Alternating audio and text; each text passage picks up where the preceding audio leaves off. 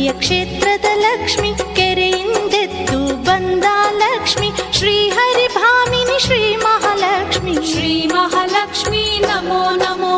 ಜಯಮಂಗಳೆಯ ತೀರದ ಗೃಹಳೆ, ಭಾಗ್ಯವ ನೀಡುವ ವರದ ಕರಡೆ, ಅರಿಶಿನ ಕುಂಕುಮ ಶೋಭಿತ ಲಕ್ಷ್ಮಿ. ಶ್ರೀ ಮಹಾಲಕ್ಷ್ಮಿ ನಮೋ ನಮೋ.